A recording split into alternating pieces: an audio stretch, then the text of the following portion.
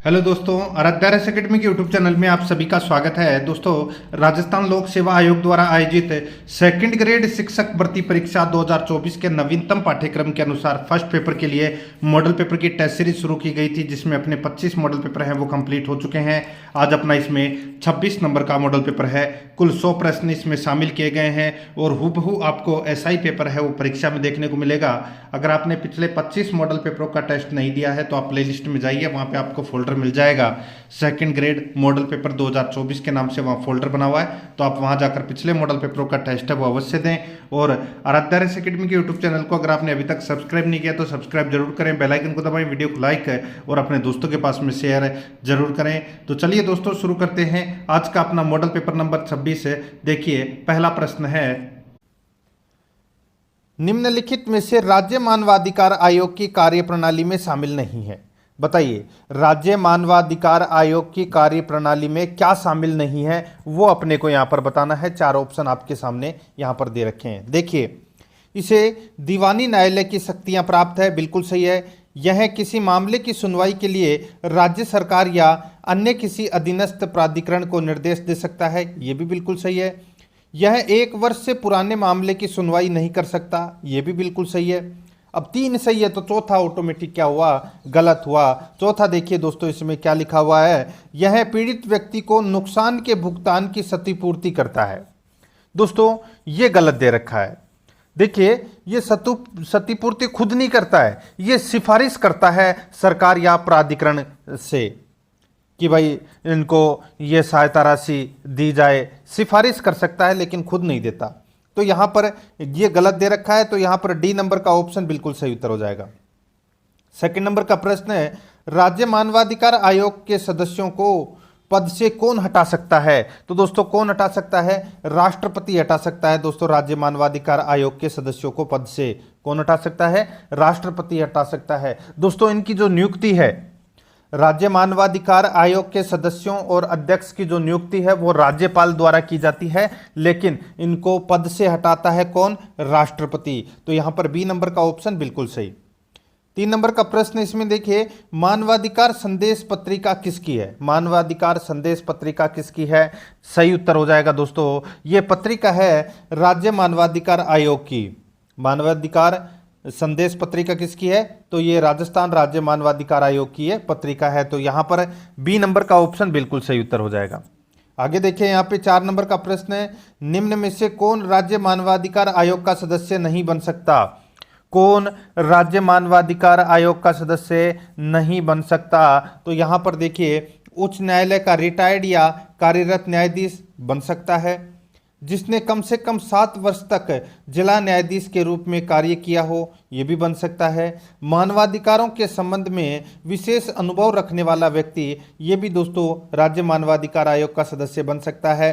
अब चौथा देखिए, वह देखिए कम से कम 7 वर्ष तक वकालत की हो, ये दोस्तों अपना इसमें गलत दे रखा है।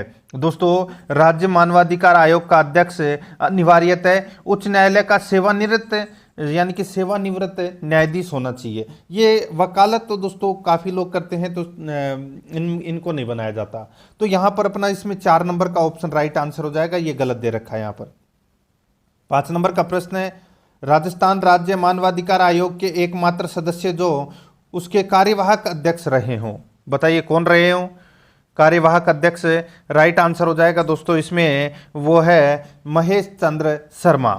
महेश चंद्र शर्मा। तो यहाँ पर अपना इसमें राइट आंसर ए नंबर का जो ऑप्शन है वो इसका बिल्कुल सही उत्तर हो जाएगा। आगे देखिए, यहाँ पर 6 नंबर का प्रश्न है, सचिवालय के बारे में गलत कथन है। सचिवालय के बारे में गलत कथन कौन सा है वो अपने को यहाँ पर बताना है। देखिए, सचिवालय व्यवस्था अंग्रेजों की देन है, बिल्कुल सही है। सचिवालय का राजनीतिक प्रमुख मुख्यमंत्री होता है, ये भी बिल्कुल सही है। सचिवालय स्टाफ एजेंसी है, ये भी बिल्कुल सही है। यहाँ पर देखिए, राज्य में सचिवालयों के विभागों को मंत्रालय कहा जाता है, ये इसमें गलत दे रखा है। दोस्तों, राज्य में सचिवालय के विभागों को प्रशासनिक विभाग या केंद्र सरकार ने इन्हें मंत्रालय कहा है। तो दोस्तों, यहाँ पर ये राज्य में सचिवालय के विभागों को मंत्रालय, ये गलत हो जाएगा, प्रशासनिक विभाग कहते हैं दोस्तों, ठीक है। तो और ये जो विभाग सचिवालय में जब केंद्र की बात आती है तो उसे मंत्रालय कहा जाता है। ठीक है, यहाँ पे राज्य की बात हो रही है तो प्रशासनिक विभाग कहते हैं, तो यहाँ पर डी नंबर का ऑप्शन बिल्कुल सही उत्तर हो जाएगा। आगे देखिए, यहाँ पे राज्य सचिवालय के निम्न पदक्रमों को ऊपर से नीचे की ओर व्यवस्थित करें। तो यानी कि सबसे बड़ा पद कौन सा है, उसके बाद में कौन सा है, उसके बाद में कौन सा है, उसके बाद में कौन सा है, वो अपने को यहाँ पर बताना है। दोस्तों देखिए, सबसे बड़ा पद होता है प्रशासनिक विभाग में, तो वो होता है मुख्य सचिव। तो यहाँ पे मुख्य सचिव ये 1 नंबर पे आ जाएगा। उसके बाद में नंबर आता है दोस्तों दूसरा, वो होता है अतिरिक्त उप सचिव। अतिरिक्त उप सचिव ये दूसरे नंबर पर आ जाएगा। ठीक है, तीसरे नंबर पर आता है दोस्तों इसमें जिसको आप बोल सकते हैं संयुक्त सचिव। ठीक है, उसके बाद में संयुक्त सचिव ये तीसरे नंबर पे, और चौथे नंबर पर आ जाएगा दोस्तों उप सचिव। तो यहाँ पर ये चौथा नंबर पर उप सचिव आ जाएगा। तो यहाँ पर इस प्रश्न का राइट आंसर क्या हो जाएगा, वो है दोस्तों 2 4 1 3। 2 4 1 3 यानी कि अपना इसमें 2 नंबर का ऑप्शन बिल्कुल सही उत्तर हो जाएगा। 8 नंबर का प्रश्न इसमें देखिए, राज्य शासन सचिवालय का प्रमुख होता है। राज्य शासन सचिवालय का प्रमुख कौन होता है, अभी बताया था मैंने आपको, मुख्य सचिव होता है दोस्तों। प्रशासनिक विभाग का जो प्रमुख होता है वो मुख्य सचिव होता है। तो यहाँ पर इसका राइट आंसर बी नंबर का जो ऑप्शन है वो इसका बिल्कुल सही उत्तर हो जाएगा। ये सर्वोच्च प्रशासनिक अधिकारी होता है, जो भारतीय प्रशासनिक सेवा आईएएस का अधिकारी होता है। ठीक है, राइट आंसर इसमें बी नंबर ऑप्शन। 9 नंबर का प्रश्न है, राजस्थान में सर्वाधिक मुख्यमंत्रियों के साथ काम करने वाले मुख्य सचिव कौन थे। तो दोस्तों वो मुख्य सचिव थे विपिन बिहारी लाल माथुर। विपिन बिहारी लाल माथुर, इन्होंने दोस्तों 4 मुख्यमंत्रियों के साथ में काम किया। कौन कौन से, हरदेव जोशी, शिवचरण माथुर, फिर वापस हरदेव जोशी, फिर भैरव सिंह शेखावत के काल में ये दोस्तों विपिन बिहारी लाल माथुर है, ये मुख्य सचिव के पद पर रहे। यहाँ पर बी नंबर का ऑप्शन बिल्कुल सही उत्तर। आगे देखिए 10 नंबर का प्रश्न है, राजस्थान के प्रथम अनुसूचित जाति के मुख्य सचिव कौन थे। प्रथम अनुसूचित जाति के मुख्य सचिव कौन थे, राइट आंसर हो जाएगा वो है निरंजन आर्य। यहाँ पर ए नंबर का जो ऑप्शन है वो इसका बिल्कुल सही उत्तर हो जाएगा, निरंजन आर्य। और ये राजस्थान के 43वें मुख्य सचिव बने थे। ठीक है, तो यहाँ पर ए नंबर ऑप्शन बिल्कुल सही। आगे देखिए, भारतीय संघीय व्यवस्था किस मॉडल पर आधारित है। भारतीय संघीय व्यवस्था किस मॉडल पर आधारित है, तो दोस्तों ये कनाडाई जो संघीय व्यवस्था पर आधारित है भारतीय मॉडल। तो यहां पर अपना इसमें राइट आंसर हो जाएगा बी नंबर का ऑप्शन बिल्कुल सही। 12 नंबर का प्रश्न इसमें देखिए, निम्न में से भारतीय संविधान की संघात्मक विशेषता नहीं है। निम्न में से भारतीय संविधान की संघात्मक विशेषता नहीं है, तो यहां पर इस प्रश्न का राइट आंसर क्या हो जाएगा, वो है देखिए द्वैध राज्य पद्धति, लिखित संविधान, स्वतंत्र न्यायपालिका, ये तीनों संघात्मक विशेषता है भारतीय संविधान की, लेकिन सशक्त केंद्र ये इसकी विशेषता नहीं है। ये यहाँ पर सी नंबर का जो ऑप्शन है वो इसका बिल्कुल सही उत्तर हो जाएगा। आगे देखिए 13 नंबर का प्रश्न है, राज्य सूची में मूलतः कितने विषय थे। तो दोस्तों राज्य सूची के अंदर मूलतः 66 विषय थे। ठीक है, कितने विषय थे, मूलतः कितने विषय थे, 66 विषय थे। केंद्र सूची में मूलतः कितने विषय थे, 97। अब कितने हैं, 100। राज्य सूची में अब कितने हैं, 61। और समवर्ती सूची में अब कितने हैं, 52। मूलतः कितने थे, 47 थे। ठीक है, तो ये थोड़ी सी चीजें आपको एक्स्ट्रा याद रखनी चाहिए। आगे देखिए, भारतीय संविधान बताइए क्या होगा। दोस्तों भारतीय संविधान है ये कठोर एवं लचीला दोनों है। दोस्तों भारतीय संविधान है ये कठोर एवं लचीला दोनों है, तो यहाँ पर अपना इसमें राइट आंसर हो जाएगा डी नंबर का ऑप्शन बिल्कुल सही, यानी कि कठोर एवं लचीला दोनों है। 15 नंबर का प्रश्न है, सही कथन पहचाने। दोस्तों यहाँ पे अपने को सही कथन पहचानना है कि कौन सा सही है। तो यहाँ पर देखिए दोस्तों, नस्वर राज्यों का अनस्वर संघ है। नस्वर राज्यों का अनस्वर संघ है, ये यहाँ पर सही कथन है। दोस्तों भारतीय संघ अमेरिका संघ के विपरीत नस्वर राज्यों का अनस्वर संघ है।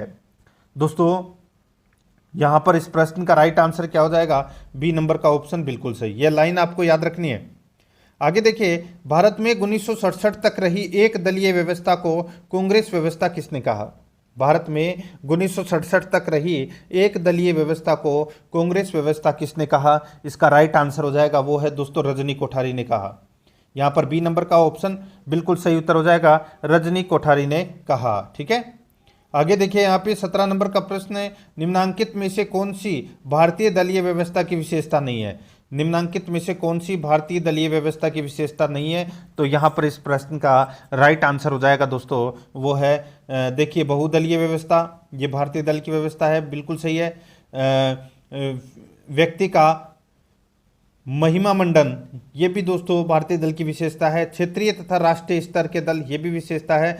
सुधारवादी दलों की अनुपस्थिति, ये दोस्तों इसमें गलत दे रखा है, ये भारतीय दलीय व्यवस्था की विशेषता है, वो नहीं है।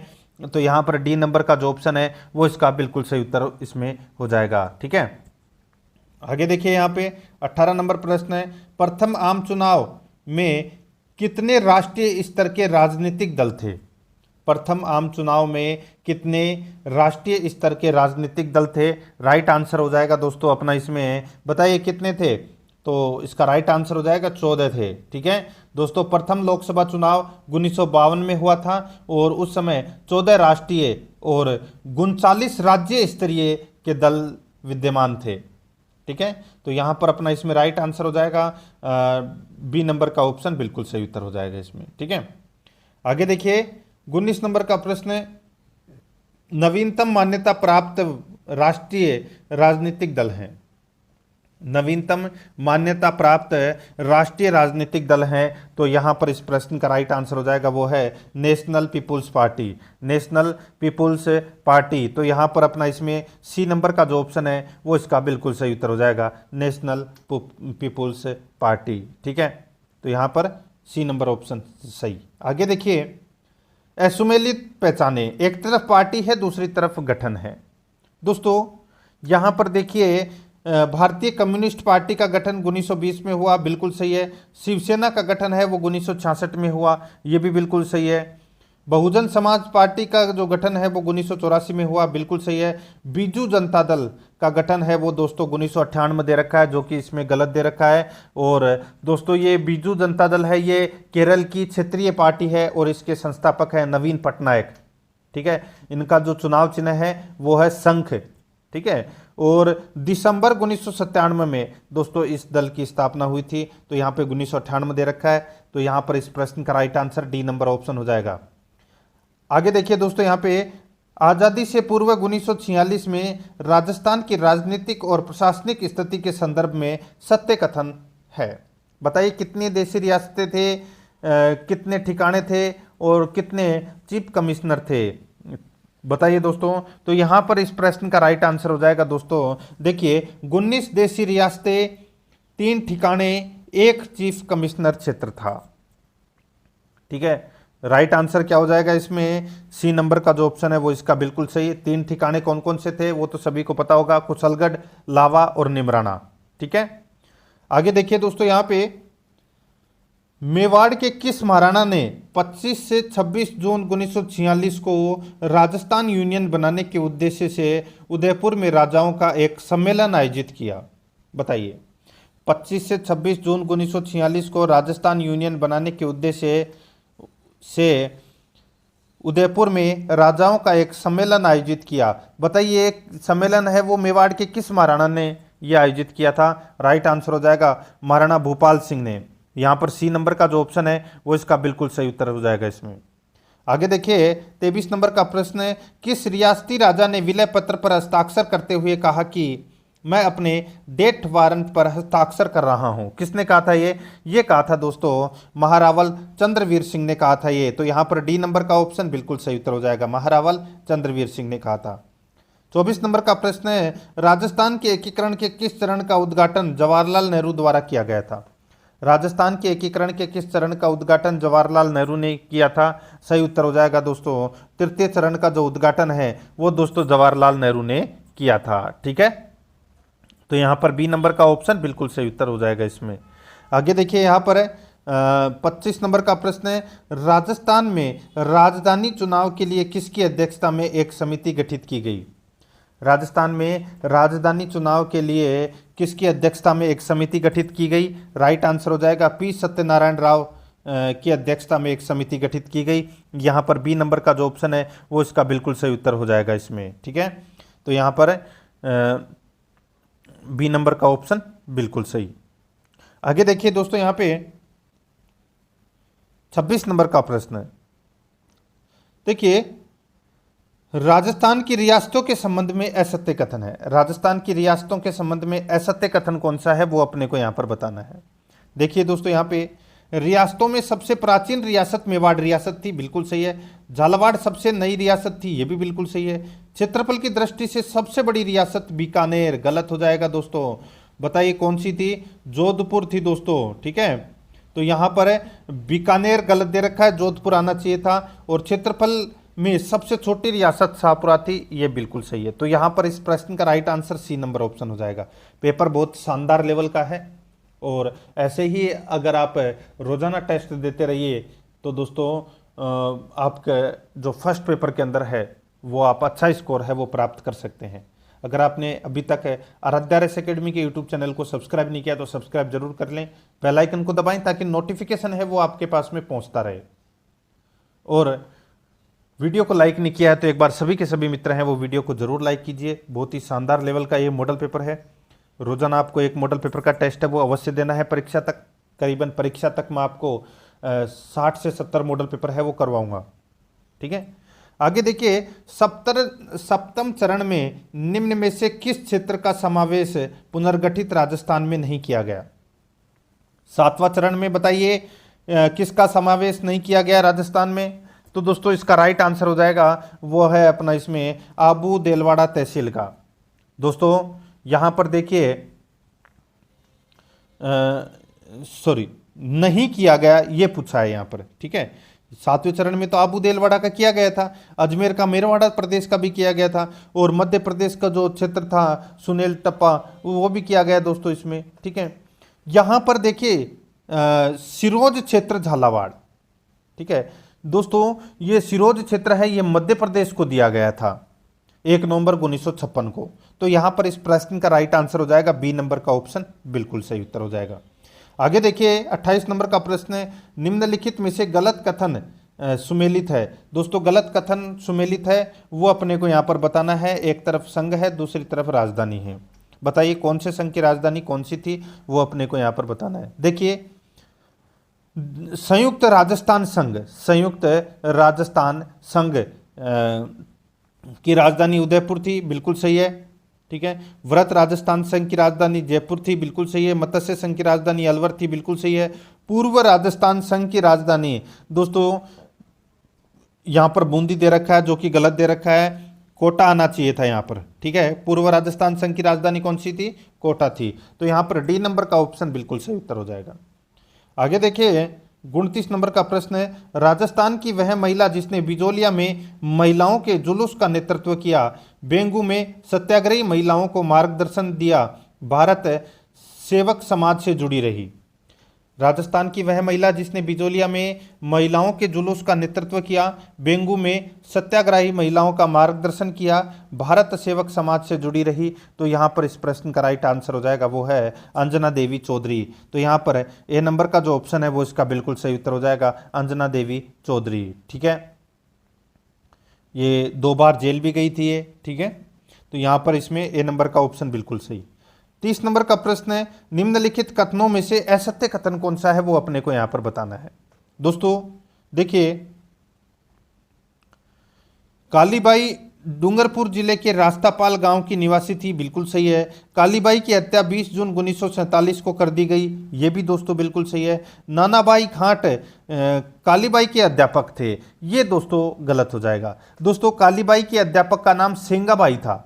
क्या नाम था? सेंगाबाई। और जो नानाबाई खाट है ये दोस्तों प्रजामंडल कार्यकर्ता थे, ये आपको थोड़ा सा इसमें याद रखना है। ठीक है, राजस्थान की प्रथम महिला डॉक्टर पार्वती गहलोत बनी, ये भी बिल्कुल सही है। ठीक है, और ये जोधपुर की निवासी थी, इन्होंने उच्च शिक्षा है वो इंग्लैंड से प्राप्त की थी। तो यहाँ पर सेंगाबाई आना चाहिए था, यहाँ पे नानाबाई खाट है ये गलत दे रखा है।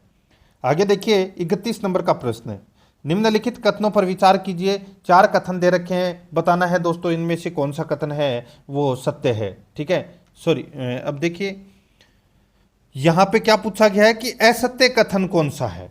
क्या पूछा गया है? असत्य कथन कौन सा है वो अपने को यहां पर बताना है। दोस्तों यहां पर देखिए, वनस्थली विद्यापीठ की स्थापना रत्न शास्त्री ने, यानी कि रत्ना शास्त्री ने की। बिल्कुल सही है दोस्तों, रत्ना शास्त्री ने की थी वनस्थली विद्यापीठ की स्थापना।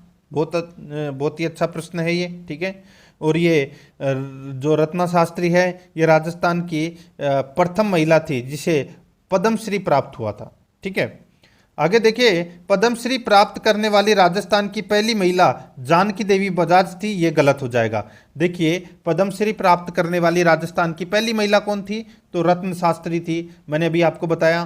तो ये दूसरा नंबर का कथन है वो क्या हो जाएगा? इसमें असत्य हो जाएगा।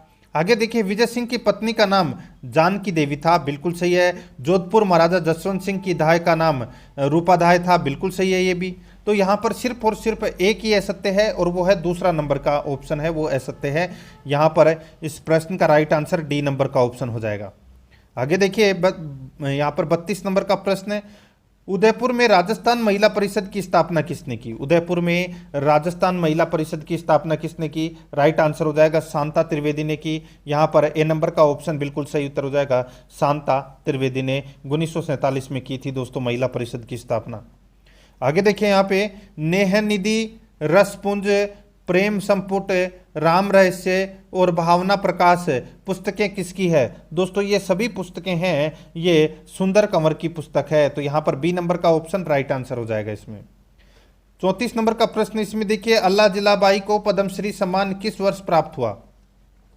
अल्लाह जिलाबाई को पद्मश्री सम्मान किस वर्ष प्राप्त हुआ? इसका राइट आंसर हो जाएगा दोस्तों वो है 1982 में दोस्तों अल्लाह जिलाबाई को पद्मश्री सम्मान है वो प्राप्त हुआ। डी नंबर का ऑप्शन बिल्कुल सही उत्तर हो जाएगा इसमें। 35 नंबर का प्रश्न है, रूठी रानी के नाम से प्रसिद्ध उमादे मालदेव से रूठने के बाद किस किले में रही? रूठी रानी के नाम से प्रसिद्ध उमादे मालदेव से रूठने के बाद कौन से किले में रही? तो दोस्तों ये अजमेर के तारागढ़ किले में रही थी। यहाँ पर अपना बी नंबर का ऑप्शन बिल्कुल सही उत्तर हो जाएगा। ठीक है, और ये उमादे हैं ये जैसलमेर के रावल लूणकरण की पुत्री थी। आगे देखिए दोस्तों, यहाँ पे 36 नंबर का प्रश्न है, राजस्थान की भाषा के लिए राजस्थानी शब्द सबसे पहले किसने प्रयुक्त किया? राजस्थानी शब्द है ये दोस्तों किसने प्रयुक्त किया था सर्वप्रथम? तो जॉर्ज अब्राहम ग्रियर्सन ने किया था। इनकी एक पुस्तक थी लिंग्विस्टिक सर्वे ऑफ इंडिया। ठीक है, उसमें इन्होंने राजस्थानी शब्द का सबसे पहले प्रयोग किया था। तो यहाँ पर डी नंबर का ऑप्शन बिल्कुल सही उत्तर हो जाएगा 1912 में।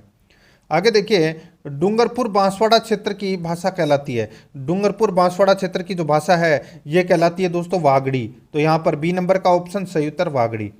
आगे देखिए, राजस्थान में बोलियों और उनके क्षेत्र के संबंध में असत्य कथन कौन सा है वो अपने को यहाँ पर क्या करना है, बताना है। बहुत ही अच्छा प्रश्न है। राजस्थान में बोलियों और उनके क्षेत्र के संबंध में असत्य कथन यहाँ पर अपने को बताना है। तो यहाँ पर देखिए, काठेड़ी बोली जयपुर जिले के दक्षिणी भाग में प्रचलित है। बिल्कुल सही है। 84 बोली जयपुर जिले के दक्षिण पश्चिम एवं टोंक जिले के पश्चिमी भाग में प्रचलित है। बिल्कुल सही है। जयपुर के पूर्वी भाग में राजावाटी बोली बोली जाती है। बिल्कुल सही है। ठीक है। चौथा देखिए, अलवर और अजमेर के कुछ क्षेत्रों में मेवाती भाषा बोली जाती है। दोस्तों जो अलवर एवं भरतपुर जिलों का जो क्षेत्र है यहाँ पर जो मेव जाति रहती है, ठीक है, मेव जाति, दोस्तों मेव जाति की बहुलता के कारण इसे मेवात के नाम से जाना जाता है। ठीक है, और यहाँ की बोली है वो मेवाती कहलाती है। तो यहाँ पे अजमेर है वो इसमें गलत दे रखा है। ठीक है, अजमेर इसमें क्या दे रखा है, गलत दे रखा है। अलवर तो बिल्कुल सही है। अगर अजमेर की जगह अगर भरतपुर आता तो ये इसमें सही होता, तो ये गलत हो जाएगा। तो यहाँ पर डी नंबर का ऑप्शन राइट आंसर। 39 नंबर का प्रश्न इसमें देखिए, निमाड़ी बोली के संबंध में असत्य कथन है। निमाड़ी बोली के संबंध में असत्य कथन है वो कौन सा है? तो यहाँ पर आप देख सकते हैं दोस्तों, देखिए इसे मालवी की उपबोली माना जाता है। बिल्कुल सही है। निमाड़ी को दक्षिणी राजस्थानी भी कहा जाता है। निमाड़ी को दक्षिणी राजस्थानी भी कहा जाता है। बिल्कुल सही है। इस पर गुजराती, भीली एवं खानदेशी का प्रभाव है, बिल्कुल सही है। उपरोक्त सभी कथन है वो इसमें क्या है, सत्य है। तो यहाँ पर डी नंबर का ऑप्शन राइट आंसर। 40 नंबर का प्रश्न इसमें देखिए, उर्दू फारसी की शब्दावली से युक्त राजस्थानी कलात्मक लेखन शैली है जिसमें किसी की प्रशंसा दोहों के रूप में की जाती है, क्या कहलाती है? उर्दू फारसी की शब्दावली से युक्त राजस्थानी कलात्मक लेखन शैली है जिसमें किसी की प्रशंसा दोहों के रूप में की जाती है, क्या कहलाती है? राइट आंसर हो जाएगा दोस्तों इसमें, वो है दुआवेत कहलाती है। तो यहाँ पर बी नंबर का ऑप्शन है वो इसका राइट आंसर हो जाएगा, दुआवेत। ठीक है। 41 नंबर का प्रश्न इसमें देखिए, राजस्थानी साहित्य की डिंगल शैली के संबंध में असत्य कथन कौन सा है? देखिए, असत्य कथन से संबंधित ज्यादा प्रश्न पूछे जा रहे हैं। इससे क्या है कि आपका जो टॉपिक है वो भी क्लियर हो रहा है और एक प्रश्न के अंदर आपको 4 प्रश्न मिल रहे हैं। ठीक है, ये थोड़ी सी चीजें हैं वो आपको रोजाना अगर मेरे साथ में चलोगे तो आपका पूरा का पूरा जो टॉपिक है वो भी दोस्तों इसमें क्या हो जाएगा, क्लियर हो जाएगा। आगे देखिए, यहाँ पे डिंगल शैली के संबंध में पूछा है असत्य कथन। देखिए, यह पश्चिमी राजस्थान का साहित्यिक रूप है, बिल्कुल सही है। डिंगल का अधिकांश साहित्य भाट जाति के कवियों द्वारा लिखित है, ये दोस्तों इसमें गलत हो जाएगा। दोस्तों ये चारण जाति के कवियों द्वारा लिखित है, भाट का इसमें ये गलत दे रखा है। तो अपना असत्य कथन कौन सा हो जाएगा? बी नंबर का ऑप्शन असत्य हो जाएगा। आगे देखिए, इसका विकास गुजरी अपभ्रंश से हुआ, बिल्कुल सही है। तो यहाँ पर बी नंबर का ऑप्शन राइट आंसर हो जाएगा। इसमें असत्य कथन पूछा था इसलिए बी नंबर ऑप्शन। आगे देखिए, नयन चंद्र सूरी का ग्रंथ हमीर महाकाव्य किस भाषा में लिखा गया? तो दोस्तों ये हमीर महाकाव्य है, ये लिखा गया संस्कृत भाषा में, ए नंबर ऑप्शन बिल्कुल सही। आगे देखिए, महाकवि माघ का जन्म किस स्थान पर हुआ? ये तो सभी को पता होगा दोस्तों, एक पुस्तक थी शिशुपाल वध। ठीक है, उसकी जो रचना है वो महाकवि माघ ने की थी। इनका जन्म है वो भीनमाल जालोर में हुआ। राइट आंसर हो जाएगा यहाँ पर बी नंबर का ऑप्शन बिल्कुल सही। 44 नंबर का प्रश्न है, निम्नलिखित में से असुमेलित है, असुमेलित कौन सा है वो अपने को यहाँ पर क्या करना है, बताना है। ठीक है दोस्तों, यहाँ पे देखिए, रसिक प्रिया जो ग्रंथ है ये दोस्तों महाराणा कुंभा ने लिखा, बिल्कुल सही है। हरिकेली नाटक है ये दोस्तों विग्रहराज चतुर्थ ने लिखा, बिल्कुल सही है। जग उद्धार ये अजीत सिंह ने लिखा, बिल्कुल सही है। ब्रजनिधि ग्रंथावली सवाई जयसिंह, ये गलत हो जाएगा दोस्तों। यहाँ पर देखिए, जयपुर राजा जो सवाई प्रताप सिंह है, ठीक है, सवाई जयसिंह नहीं, सवाई प्रताप सिंह, ये ब्रजनिधि नाम से कविता लिखते थे। ठीक है, और इनके ग्रंथ हैं वो ब्रजनीति ग्रंथावली के नाम से प्रकाशित हैं। यहाँ पे सवाई प्रताप सिंह आना चाहिए था, सवाई जयसिंह दे रखा है, तो यहाँ पर इसलिए डी नंबर का ऑप्शन राइट आंसर हो जाएगा। आगे देखिए, केरे चकवावात रचना है, केरे चकवावात रचना है, तो दोस्तों ये रचना है किसकी? तो ये लक्ष्मी कुमारी चुंडावत की रचना है। यहाँ पर डी नंबर का ऑप्शन राइट आंसर हो जाएगा। 2012 में राजस्थान सरकार द्वारा राजस्थान रत्न पुरस्कार है वो दिया गया। ठीक है, आगे देखिए, यहाँ पर 46 नंबर का प्रश्न है, निम्न में असुमेलित है, एक तरफ प्राचीन नाम है, दूसरी तरफ स्थान है।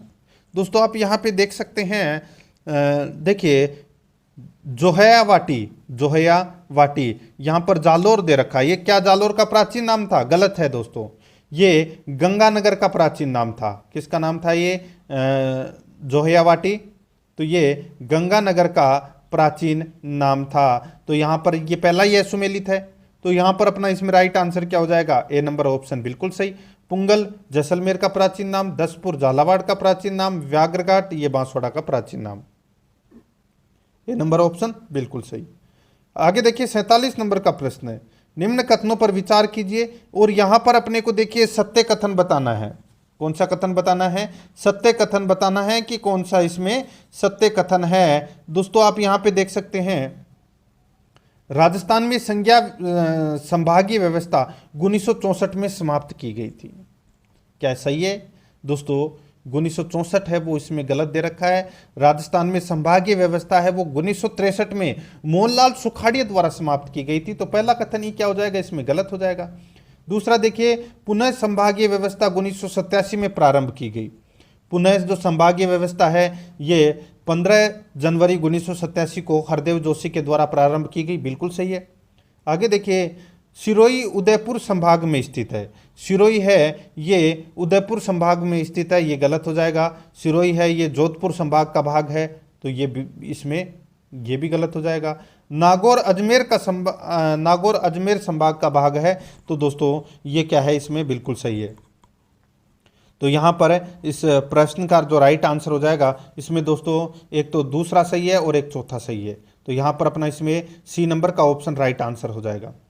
आगे देखिए 48 नंबर का प्रश्न है, निम्न में असुमेलित है। दोस्तों निम्न में असुमेलित है, एक तरफ राज्य है, दूसरी तरफ राजस्थान के सीमावर्ती जिलों की संख्या है। दोस्तों आप यहाँ पे देख सकते हैं गुजरात के कितने जिले राजस्थान से टच होते हैं। तो दोस्तों गुजरात के 6 जिलों की जो सीमा है वो राजस्थान से लगती है। ठीक है, तो ये आपको थोड़ा सा इसमें यानी कि गुजरात से राजस्थान के 6 जिलों की सीमा लगती है। तो यहाँ पर जो ये 7 है वो गलत दे रखा है, यहाँ पे 6 आना चाहिए था। मध्य प्रदेश के तो दोस्तों आप सभी को पता है कि 10 जिलों की सीमा लगती है। ठीक है, उत्तर प्रदेश से राजस्थान के 2 जिलों की सीमा लगती है, हरियाणा से 7 जिलों की सीमा लगती है, बिल्कुल सही है। तो यहाँ पर इस प्रश्न का right answer A number option हो जाएगा। आगे देखिए राजस्थान का कौन सा जिला कर्क रेखा के सर्वाधिक नजदीक है। तो दोस्तों वो है झालावाड़। तो यहाँ पर इसमें राइट आंसर हो जाएगा ऑप्शन के अनुसार झालावाड़। ठीक है, तो right answer B number option सही। आगे देखिए राजस्थान के जिलों का पश्चिम से पूर्व की ओर सही क्रम है। राजस्थान के जिलों का पश्चिम से पूर्व की ओर क्रम है वो कौन सा है। यहाँ पे क्रम आप देख सकते हैं दोस्तों, सबसे पहले जोधपुर, फिर बीकानेर, फिर जयपुर, फिर अलवर। ठीक है, तो यहाँ पर इसका राइट आंसर क्या हो जाएगा, वो है जोधपुर, बीकानेर, जयपुर, अलवर। ये क्रम बिल्कुल सही है पश्चिम से पूर्व की ओर। आगे देखिए यहाँ पे निम्न में से कौन सा बालू का स्तूप छोटी छोटी झाड़ियां व घास के झुंड के आसपास दिखाई देता है। बताइए निम्न में से कौन सा बालू का स्तूप छोटी छोटी झाड़ियां व घास के झुंड के आसपास दिखाई देता है। तो इसका राइट आंसर हो जाएगा वो है देखिए सब्र काफिज बालू का स्तूप। सब्र काफिज बालू का स्तूप। तो यहाँ पर सी नंबर का जो ऑप्शन है वो इसका बिल्कुल सही उत्तर हो जाएगा। ठीक है, 52 नंबर का प्रश्न देखिए, इसमें अरावली के संदर्भ में असत्य कथन कौन सा है। असत्य कथन यहाँ पर अपने को बताना है। देखिए इसका विस्तार राजस्थान के 7 जिलों में है, बिल्कुल सही है। भारत का प्रसिद्ध विश्वविद्यालय JNU अरावली पर बना हुआ है, बिल्कुल सही है। अरावली पर्वत श्रेणी पश्चिमावर्ती मरुस्थल विस्तार को रोकती है, ये दोस्तों इसमें गलत हो जाएगा। दोस्तों यहाँ पर देखिए अरावली पूर्वी राजस्थान में होने वाले रेगिस्तान के विस्तार को रोकती है, ये कथन है वो इसमें गलत हो जाएगा। और चौथा देखिए राजस्थान में इसका विस्तार लगभग 80% है, बिल्कुल सही है, लगभग 550 किलोमीटर। ठीक है, तो यहाँ पर इस प्रश्न का right answer C number option हो जाएगा। आगे देखिए गुरु शिखर की ऊंचाई है। गुरु शिखर की ऊंचाई कितनी है। तो दोस्तों 1722 मीटर है, राइट आंसर हो जाएगा इसमें। अब यहाँ पे फिट में पूछा है, तो दोस्तों फिट में अगर मैं यहाँ पे बताऊं तो दोस्तों 5650 फीट, 5650 फीट ये आपने प्रश्न है वो बहुत कम पड़ा होगा। ठीक है, गुरु शिखर की ऊंचाई है तो दोस्तों 5650 फीट है, तो यहाँ पर बी नंबर ऑप्शन बिल्कुल सही उत्तर हो जाएगा। आगे देखिए बूंदी पर्वत श्रेणी का सर्वोच्च शिखर है। बूंदी पर्वत श्रेणी का सर्वोच्च शिखर पर्वत शिखर है तो वो कौन सा है।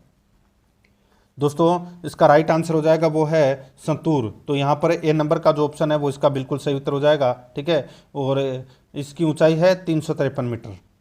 आगे देखिए झारोला पहाड़ किस जिले में है। झारोला पहाड़ है ये दोस्तों कौन से जिले में है। तो ये राइट आंसर हो जाएगा, ये जालोर जिले में है, सी नंबर का ऑप्शन बिल्कुल सही।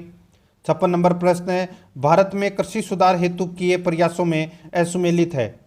भारत में कृषि सुधार हेतु किए गए प्रयासों में असुमेलित कौन सा है वो अपने को यहाँ पर बताना है। एक तरफ संस्था है, दूसरी तरफ स्थापना वर्ष है।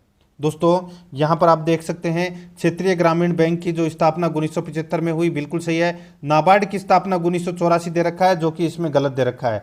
दोस्तों नाबार्ड की स्थापना 12 जुलाई 1982 को हुई थी। कब हुई थी, 12 जुलाई 1982 को, यहाँ पर 84 दे रखा है, असुमेलित है ये।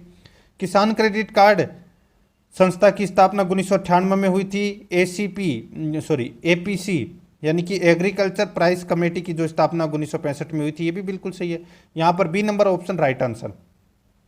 57 नंबर प्रश्न है, हाल ही में बहुचर्चित एमएसपी यानी कि न्यूनतम समर्थन मूल्य के संदर्भ में निम्न कथनों पर विचार कीजिए। यानी कि एमएसपी नाम तो सुना ही होगा दोस्तों, ठीक है, और यहाँ पर अपने को क्या करना है, उत्तर देना है, ठीक है, और उत्तर भी अपने को किस में देना है, कूट भाषा में अपने को यहाँ पर उत्तर देना है, ठीक है। देखिए दोस्तों, यहाँ पे वर्तमान में 23 फसल व गन्ना हेतु एमएसपी की घोषणा की जाती है। ये इसमें पहला ही क्या हो जाएगा, गलत हो जाएगा दोस्तों। वर्तमान में 24 फसल व गन्ने पर एमएसपी की घोषणा है वो की जाती है, तो यहाँ पर 23 फसल है वो इसमें क्या दे रखा है, गलत दे रखा है। आगे देखिए, एमएसपी की घोषणा सीएसीपी यानी कि कृषि लागत व मूल्य आयोग की सलाह पर की जाती है, बिल्कुल सही है। तीसरा देखिए, इसमें वर्तमान में दोस्तों, इसमें देखिए वर्तमान में C2 लागत पर एमएसपी की घोषणा देती है, बिल्कुल सही है। एमएसपी मुद्रास्फीति को बढ़ावा देती है, ये भी बिल्कुल सही है। सत्य कथन बताना था, पहला गलत है इसमें, बाकी तीनों सत्य हैं, तो यहाँ पर 2, 3, 4 यानी कि बी नंबर का ऑप्शन बिल्कुल सही। आगे देखिए, किसानों की आय दोगुनी करने के लिए सरकार द्वारा किस समिति की स्थापना की गई, सही उत्तर हो जाएगा दोस्तों। कौन सी समिति की स्थापना की गई, तो दोस्तों अशोक दलबई समिति की जो स्थापना है, अशोक दलबई समिति की जो स्थापना है वो की गई, तो यहाँ पर अपना इसमें सी नंबर का ऑप्शन राइट आंसर हो जाएगा। आगे देखिए, यहाँ पे निम्न कथनों पर विचार कीजिए दोस्तों। यहाँ पर अपने को देखिए नीचे क्या दे रखा है, असत्य कथन बताना है। निम्न कथनों पर अपने को यहाँ पर विचार करना है, और असत्य कथन है वो दोस्तों यहाँ पे अपने को बताना है कि कौन सा इसमें असत्य कथन है। दोस्तों देखिए, अब इसमें देखिए पहला कथन देखिए, इसमें तीसरी पंचवर्षीय योजना में कृषि क्षेत्र में वृद्धि दर न्यूनतम रही। तीसरी पंचवर्षीय योजना में कृषि क्षेत्र में वृद्धि न्यूनतम दर रही, बिल्कुल सही है। 8वीं पंचवर्षीय योजना में कृषि क्षेत्र में वृद्धि दर अधिकतम रही, बिल्कुल सही है। अमन बोरो गेहूं की किस्म है, ये दोस्तों इसमें गलत दे रखा है, ठीक है दोस्तों। और देखिए, इसमें राष्ट्रीय चावल अनुसंधान केंद्र कटक उड़ीसा में है, तो यहाँ पर अपने को असत्य कथन बताना था, और असत्य कथन दोस्तों इसमें कौन सा, तीसरा नंबर का इसमें असत्य कथन है, तो यहाँ पर अपना इसमें राइट आंसर क्या हो जाएगा, वो है बी नंबर का जो ऑप्शन है वो इसका बिल्कुल सही। आगे देखिए, यहाँ पे फसल में असुमेलित है, बताइए यहाँ पर कौन सा रोग है वो फसल से संबंधित यहाँ पर गलत दे रखा है, वो अपने को यहाँ पर बताना है, ठीक है दोस्तों। यहाँ पर देखिए, मैंने अभी आपको जो दोस्तों जो ऊपर बताया था अमन और ओस यानी कि अमन और बोरो, वो दोस्तों चावल की किस्म है, ठीक है, गेहूं की किस्म नहीं है, चावल की है। यहाँ पर देखिए निम्न में असुमेलित है, एक तरफ फसल है दूसरी तरफ रोग है। यहाँ पे आप देख सकते हैं दोस्तों, चावल में ढलास्ट रोग होता है, बिल्कुल सही है। चना में ग्रासी सूट, ये गलत हो जाएगा दोस्तों, ये ग्रासी सूट है, ये गन्ने का रोग है, ठीक है। तो यहाँ पर ये इसमें चना है, ये गलत दे रखा है, यहाँ पे गन्ना होना चाहिए था। और गेहूं में रतवा रोग होता है, अरहर में स्टेन रॉट रोग होता है, तो यहाँ पर बी नंबर का ऑप्शन बिल्कुल सही। 61 नंबर प्रश्न, इसमें देखिए सुमेलित कीजिए, एक तरफ उद्योग है दूसरी तरफ प्रथम कारखाना स्थापना वर्ष है। दोस्तों यहाँ पर आप देख सकते हैं इसमें कौन सा उद्योग है, इसका प्रथम कारखाना कब लगाया गया था, वो अपने को यहाँ पर क्या करना है, बताना है। दोस्तों पहला लोहा इस्पात उद्योग कुल्टी बंगाल में लगाया गया था, ठीक है। तो दोस्तों ये लोहा इस्पात कुल्टी 1874 में ये लगाया गया था, ठीक है। देखिए इसके बाद में सीमेंट, दोस्तों सीमेंट उद्योग है, ये 1964 में चेन्नई में लगाया गया था, ठीक है। जहाजरानी, दोस्तों यहाँ पर देखिए जहाजरानी उद्योग है, ये 1941 में हिंदुस्तान शिपयार्ड कलकत्ता में लगाया गया था, ठीक है। तो यहाँ पर ये, और उसके बाद में देखिए यहाँ पे जूट उद्योग, ये रिसरा कलकत्ता में लगाया गया था, ठीक है। तो दोस्तों ये जूट तो आ जाएगा रिसरा कलकत्ता 1955 में, और जहाजरानी विशाखापट्टनम 1941 में। तो यहाँ पर इस प्रश्न का राइट आंसर क्या हो जाएगा, वो है दोस्तों इसमें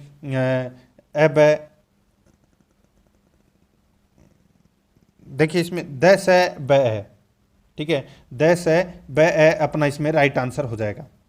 आगे देखिए निम्न में असुमेलित है, निम्न में असुमेलित है, एक तरफ औद्योगिक क्षेत्र है, दूसरी तरफ राज्य है। यहाँ पर देखिए दोस्तों सेल्दा विदकिन ये औद्योगिक क्षेत्र है, केरल दे रखा है जो कि इसमें गलत हो जाएगा। दोस्तों सेल्दा विदकिन औद्योगिक क्षेत्र है, ये महाराष्ट्र में स्थित है, केरल इसमें गलत दे रखा है। दिघी पोर्ट है, ये महाराष्ट्र में है। पीतमपुर घाट ये मध्य प्रदेश में है। कुसखेड़ा भिवाड़ी ये राजस्थान में है। यहाँ पर ए नंबर का ऑप्शन बिल्कुल सही।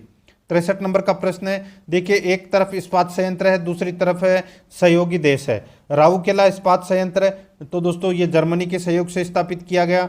भिलाई जो इस्पात संयंत्र है ये रूस के सहयोग से स्थापित किया गया, ठीक है। बोकारो है दोस्तों ये रूस के सहयोग से स्थापित किया गया, और दुर्गापुर है ये ब्रिटेन के सहयोग से स्थापित किया गया। तो यहाँ पे ब ए दस है इसका राइट आंसर हो जाएगा, ब ए दस है, यानी कि द नंबर का जो ऑप्शन है वो इसका बिल्कुल सही। आगे देखिए लोहा इस्पात उद्योग के संदर्भ में असत्य कथन कौन सा है वो अपने को यहाँ पर बताना है। दोस्तों यहाँ पे देखिए भारत स्पंज आयरन उत्पादन में दूसरे स्थान पर स्थित है। दोस्तों भारत स्पंज आयरन उत्पादन में दूसरे स्थान पर नहीं, प्रथम स्थान पर ये स्थित है, यानी कि प्रथम स्थान पर है ये भारत, ठीक है। तो यहाँ पे पहला कथन ये क्या है, इसमें असत्य है। दूसरा देखिए टिस्को की स्थापना 1907 में साक्षी झारखंड में की गई, बिल्कुल सही है। इसको की स्थापना 1918 बर्नपुल बंगाल में की गई। और Visvesvaraya iron and steel company की जो स्थापना 1923 में भद्रावती में की गई, बिल्कुल सही है दोस्तों। तो यहाँ पर इसमें राइट आंसर क्या हो जाएगा, पहला नंबर का ऑप्शन बिल्कुल सही, जो कि असत्य दे रखा है। आगे देखिए भारत में तेल शोधनशालाओं में असुमेलित है, एक तरफ तेल शोधनशाला है, दूसरी तरफ राज्य है। यहाँ पे देखिए बरौनी उत्तर प्रदेश दे रखा है, दोस्तों गलत हो जाएगा। ये बरौनी तेल शोधन है, ये कहाँ पर है, तो ये बिहार में स्थित है, ठीक है। नारीमन ये तमिलनाडु में है, नुमालीगढ़ ये असम में है, कोयली ये गुजरात में है। तो यहाँ पर इसमें right answer A number option सही। आगे देखिए असुमेलित कीजिए, एक तरफ संस्थान है, दूसरी तरफ स्थान है, एक तरफ संस्थान दूसरी तरफ स्थान है। तो यहाँ पे देखिए केंद्रीय कॉफी अनुसंधान संस्थान बेंगलुरु दे रखा है, जो कि इसमें गलत दे रखा है।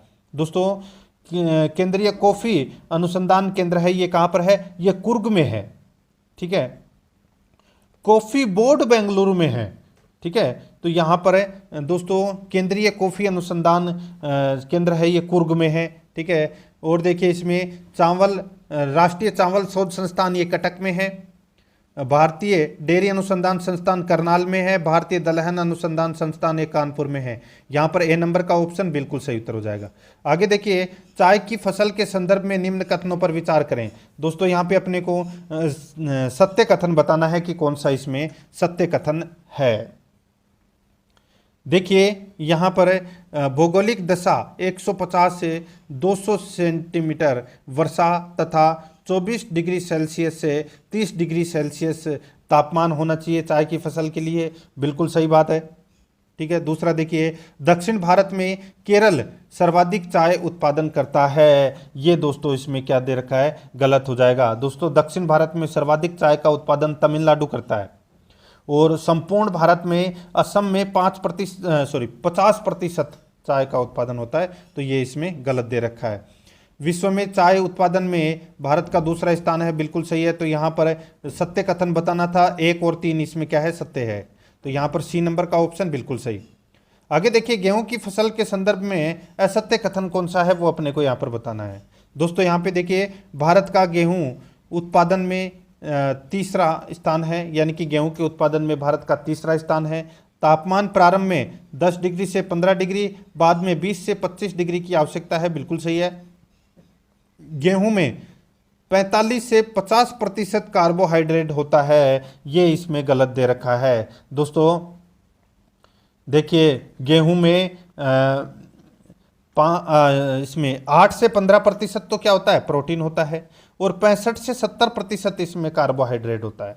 तो यहाँ पे 65 से 70% होना चाहिए था, 45 से 50% दे रखा है, तो यह सत्य कथन हो जाएगा। गेहूं में ग्लूटोनिक नामक प्रोटीन की अधिकता होती है, बिल्कुल सही है। तो यहाँ पर C number option right answer. आगे देखिए असुमेलित युग्म है, एक तरफ इकाई है, दूसरी तरफ स्थान है। दोस्तों आप यहाँ पे देख सकते हैं हिंदुस्तान मोटर्स इकाई है ये कहाँ पर है, तो ये चेन्नई दे रखा है, यहाँ पर गलत हो जाएगा। दोस्तों हिंदुस्तान मोटर्स कलकत्ता में स्थापित है ये, ठीक है, और अशोक लीलैंड है ये चेन्नई में स्थापित है। सनराइज इंडस्ट्री बेंगलोर में है, मारुति उद्योग गुरुग्राम में है, महिंद्रा एंड महिंद्रा ये पुणे में है। तो यहाँ पर इसका right answer A number option हो जाएगा। 70 नंबर प्रश्न है, सुमेलित युग में है, एक तरफ एल्यूमिनियम कंपनी है, दूसरी तरफ सहयोगी देश है। दोस्तों यहाँ पे आप देख सकते हैं बाल्को एल्यूमिनियम कंपनी है, इसका सहयोगी देश है सोवियत संघ, बिल्कुल सही है। नाल्को का सहयोगी देश है फ्रांस, बिल्कुल सही है। हिंडाल्को का है यूएसए, बिल्कुल सही है। इंडाल्को यहाँ पर जर्मनी दे रखा है, जो कि गलत दे रखा है। दोस्तों इंडाल्को 1938 में ये स्थापित की गई थी और कनाडा के सहयोग से स्थापित की गई थी। जर्मनी यहाँ पर गलत दे रखा है, तो यहाँ पर डी नंबर का ऑप्शन बिल्कुल सही। 71 नंबर प्रश्न है, इसमें देखिए कागज उद्योग हेतु प्रसिद्ध कागज नगर किस राज्य में स्थित है। तो दोस्तों ये कहाँ पर है, तो ये आंध्र प्रदेश में है दोस्तों, ठीक है। कागज नगर कहाँ पर है, आंध्र प्रदेश में। राइट आंसर इसमें सी नंबर ऑप्शन। 72 नंबर का प्रश्न है, इसमें देखिए बांग्लादेश ने T20 विश्व कप 2024 के लिए किसे टीम का कप्तान बनाया है। तो दोस्तों बताइए, बांग्लादेश ने T20 विश्व कप 2024 के लिए किसे टीम का कप्तान बनाया है। तो इसका राइट आंसर हो जाएगा नजमुल हुसैन शांतो। यहाँ पर बे नंबर का जो ऑप्शन है वो इसका बिल्कुल सही उत्तर हो जाएगा। आगे देखिए 73 नंबर का प्रश्न है, हाल ही में किसने अपने पहले चीफ एआई ऑफिसर के रूप में डेविड साल्वाजिनी को नियुक्त किया है। बताइए दोस्तों, किसने अपने पहले चीफ एआई ऑफिसर के रूप में डेविड साल्वाजिनी को नियुक्त किया है। तो दोस्तों इसका राइट आंसर हो जाएगा नासा ने। तो यहाँ पर अपना इसमें right answer C number option बिल्कुल सही। नेक्स्ट आगे देखिए, हाल ही में भारत के 85वें ग्रांड मास्टर कौन बने हैं। तो दोस्तों 85वें ग्रांड मास्टर बने हैं पी सायम निखिल। तो राइट आंसर हो जाएगा द नंबर ऑप्शन बिल्कुल सही। आगे देखिए 75 नंबर का प्रश्न है, हाल ही में भारतीय वायुसेना ने कहां पर एयर ड्रॉप स्वदेशी मोबाइल हॉस्पिटल्स 20 में क्यूब ऐप का परीक्षण किया है। तो दोस्तों इसमें क्या है कि 200 के लगभग घायलों का इलाज है वो किया जा सकता है। तो दोस्तों इसका परीक्षण किया है कहाँ पर, आगरा में। यहाँ पर बे नंबर का जो ऑप्शन है वो इसका बिल्कुल सही। आगे देखिए 76 नंबर का प्रश्न है, हुनर हंट योजना किस मंत्रालय द्वारा चलाई जा रही है। सही उत्तर हो जाएगा वो है अल्पसंख्यक कार्य मंत्रालय द्वारा ये चलाई जा रही है। बी नंबर का ऑप्शन बिल्कुल सही। आगे देखिए बालक की वृद्धि के संबंध में असत्य कथन है। बालक की वृद्धि के संबंध में असत्य कथन कौन सा है। तो यहाँ पर आप देख सकते हैं, अब अपने क्वेश्चन है वो मनोविज्ञान से संबंधित प्रारंभ हो चुके हैं। दोस्तों यहाँ पर देखिए वृद्धि शारीरिक परिवर्तनों को दर्शाती है, बिल्कुल सही है। वृद्धि धनात्मक एवं ऋणात्मक दोनों रूपों में हो सकती है, ये इसमें दोस्तों क्या दे रखा है, गलत दे रखा है, ठीक है। तो यहाँ पर दोस्तों वृद्धि धनात्मक होती है, ठीक है, ऋणात्मक नहीं। तो यहाँ पर बी नंबर का ऑप्शन राइट आंसर हो जाएगा, क्योंकि ये इसमें असत्य कथन दे रखा है। बाकी वृद्धि विकास का संरचनात्मक पक्ष है, बिल्कुल सही है। वृद्धि व्यक्ति के जीवन काल में निश्चित समय तक ही चलती है, बिल्कुल सही है। तो यहाँ पर B number option right answer. आगे देखिए, निम्न में से कौन सा कथन विकास के बारे में सही है। तो दोस्तों विकास के बारे में सिर्फ एक ही कथन सही है, और वो है दोस्तों विकास पूर्व कथनीय है। विकास पूर्व कथनीय है, यहाँ पर बी नंबर का ऑप्शन है वो इसका राइट आंसर हो जाएगा इसमें, ठीक है। आगे देखिए यहाँ पर 79 नंबर प्रश्न, स्मिथ के अनुसार एक 3 वर्ष का बालक लगभग कितने शब्द बोलने में सक्षम होता है। तो दोस्तों एक 3 वर्ष का बालक कितने शब्द बोलने में सक्षम होता है। राइट आंसर हो जाएगा वो है 896 शब्द बोलने में सक्षम होता है। बी नंबर का ऑप्शन बिल्कुल सही उत्तर हो जाएगा 896 शब्द, ठीक है। 10 माह में 1 शब्द, 1 वर्ष में 3 से 5 शब्द, 2 वर्ष में 100 से 200 शब्द, और 3 वर्ष में 896 शब्द, ठीक है। आगे देखिए कर्मकांड एवं कर्मकांडवाद के बारे में किसने बताया था। तो ये बताया था दोस्तों एरिक्सन ने बताया था, ठीक है। तो यहाँ पर बी नंबर ऑप्शन बिल्कुल सही। आगे देखिए विकास में होने वाले परिवर्तनों के बारे में असत्य कथन कौन सा है। तो दोस्तों इसमें असत्य कथन हो जाएगा ये अल्प समय तक टिके रहते हैं, ये अल्प समय तक टिके रहते हैं। तो यहाँ पर बी नंबर का ऑप्शन राइट आंसर हो जाएगा, ये सत्य कथन है यहाँ पर, ठीक है दोस्तों। ये इसमें बी नंबर का जो ऑप्शन है वो इसका बिल्कुल सही। ये परिवर्तन काफ़ी समय तक टिके रहते हैं, अल्प समय तक नहीं। ये प्रगतिशील होते हैं, इनमें क्रमबद्धता होती है। तो यहाँ पर इसमें बी नंबर का ऑप्शन राइट आंसर असत्य कथन है ये। आगे देखिए S.L. बेम ने लिंग को बताया? दोस्तों राइट आंसर हो जाएगा सामाजिक उपलब्धि बताया है, यहाँ पर C number option right answer. 83 number प्रश्न है, बालक विकास के किस उपागम के तहत बालक के विकास का उसके व्यवहार के आधार पर अध्ययन किया जाता है? सही उत्तर हो जाएगा वो है प्रयोगात्मक उपागम के, यहाँ पर सी नंबर का ऑप्शन राइट आंसर हो जाएगा। आगे देखिए 84 नंबर का प्रश्न है, इसमें जन्म के समय बालक होता है, जन्म के समय बालक होता है तो दोस्तों न तो सामाजिक और न ही असामाजिक होता है, यहाँ पर सी नंबर का ऑप्शन राइट आंसर उसमें हो जाएगा। आगे देखिए 85 नंबर का प्रश्न है, किसके अनुसार व्यक्ति का विकास में कोई हाथ नहीं होता बल्कि प्रकृति पर ही सब कुछ निर्भर करता है? किसके अनुसार व्यक्ति का विकास में कोई हाथ नहीं होता बल्कि प्रकृति पर ही सब कुछ निर्भर करता है? इसका राइट आंसर हो जाएगा वो है दोस्तों इसमें डार्विन, तो यहाँ पर बी नंबर का ऑप्शन राइट आंसर हो जाएगा डार्विन। 86 नंबर प्रश्न है, किसने बालक के ज्ञानात्मक विकास को 3 अवस्थाओं में विभाजित किया? किसने बालक के ज्ञानात्मक विकास को 3 अवस्थाओं में विभाजित किया? इसका राइट आंसर हो जाएगा वो है जेरोम ब्रूनर ने बालक के ज्ञानात्मक विकास को 3 अवस्थाओं में विभाजित किया। ठीक है, तो यहाँ पर क्रियात्मक अवस्था, प्रतिबिंबात्मक अवस्था और संकेतात्मक अवस्था। ठीक है, तो यहाँ पर सी नंबर ऑप्शन सही। आगे देखिए मेरिडीथ के अनुसार 11 से 15 वर्ष की आयु में बालक का विकास होता है, तो दोस्तों राइट आंसर हो जाएगा वो है तीव्र गति से विकास होता है, बी नंबर का ऑप्शन बिल्कुल सही। आगे देखिए बालकों में रूटिंग प्रतिवर्ष किस आयु में समाप्त हो जाता है? तो दोस्तों कौन सी आयु में समाप्त हो जाता है? तो दोस्तों 3 से 6 माह में ये रूटीन प्रतिवर्ष समाप्त हो जाता है, 3 से 6 माह में। ठीक है, बालकों में, तो यहाँ पर बी नंबर ऑप्शन बिल्कुल सही। आगे देखिए नैतिक यथार्थता, नैतिक यथार्थता शब्द के प्रतिपादक हैं तो वो कौन है? राइट आंसर हो जाएगा जीन पियाजे, बी नंबर का ऑप्शन बिल्कुल सही। आगे देखिए किस आयु में बालक में तर्क के साथ समस्या समाधान करने की क्षमता का विकास हो जाता है? किस आयु में बालक में तर्क के साथ समस्या समाधान करने की क्षमता का विकास हो जाता है? इसका राइट आंसर हो जाएगा 12 वर्ष की आयु, तो यहाँ पर बी नंबर का ऑप्शन बिल्कुल सही। आगे देखिए सामाजिक अपेक्षाओं को विकासात्मक कार्यों की संज्ञा किसने दी? तो दोस्तों राइट आंसर हो जाएगा वो है दोस्तों इसमें हैविंग हेस्ट, तो यहाँ पर C number option right answer हो जाएगा। आगे देखिए श्रीमती हरलोक के अनुसार विकास के संदर्भ में सत्य कथन नहीं है, श्रीमती हरलोक के अनुसार विकास के संदर्भ में सत्य कथन नहीं है, तो वो कौन सा नहीं है? तो वो है दोस्तों पुराने लक्षणों का स्थायित्व है, तो यहाँ पर ये असत्य कथन है वो यहाँ पर है, तो सी नंबर का ऑप्शन बिल्कुल सही उत्तर हो जाएगा इसमें। आगे देखिए 93 नंबर का प्रश्न है, संवेगों के द्विकारक सिद्धांत का प्रतिपादन किसने किया? ये किया था दोस्तों किसने? तो ये किया था सेक्टर एवं सिंगर ने, तो यहाँ पर इसमें right answer B number option सही। आगे देखिए प्राचीन भारतीय साहित्य में कुल कितने प्रकार के संवेगों के बारे में बात की गई? सही उत्तर हो जाएगा वो है दोस्तों 8 प्रकार के संवेगों की बात की गई, तो यहाँ पर ए नंबर का ऑप्शन बिल्कुल सही उत्तर हो जाएगा। आगे देखिए वास्तविक आनुवांशिक तत्व या व्यक्ति की आनुवांशिक विरासत या वंश परंपरा को कहा जाता है? क्या कहा जाता है? राइट आंसर हो जाएगा दोस्तों जीनोटाइप कहा जाता है, यहाँ पर सी नंबर का ऑप्शन राइट आंसर जीनोटाइप। आगे देखिए रैंडम केटल के द्वारा व्यक्तित्व का कौन सा आयाम नहीं बताया गया? रैंडम केटल के द्वारा व्यक्तित्व का कौन सा आयाम नहीं बताया गया? इसका सही उत्तर हो जाएगा वो है दोस्तों कुंठा, यहाँ पर सी नंबर का ऑप्शन बिल्कुल सही।